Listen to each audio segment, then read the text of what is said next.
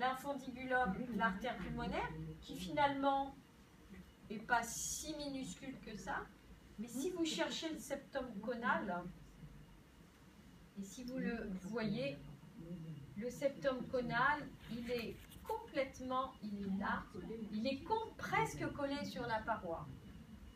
Et on ne voit pas de mouvement de valve. Et on ne voit pas de mouvement de valve. On a l'impression que ce passage-là est complètement obstrué par le septum conal qui est complètement dévié, alors que finalement, le tronc de l'artère pulmonaire, il existe, il n'est pas si mal.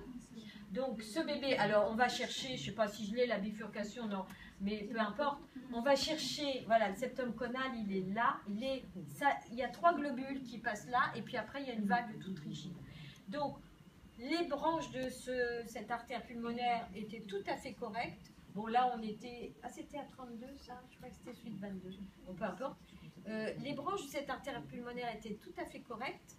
Et sur l'écho de 22, on les voyait très bien. On voyait un arbre pulmonaire bien complet. On pouvait s'attendre à dire c'est une bonne forme de tétralogie de Fallot, sauf que, compte tenu de cet infundibulum virtuel, ce bébé va aller mal dès la fermeture de son canal artériel. Donc c'est une tétralogie de Fallot. On fait le cariotype, on fait la recherche de microdélétion.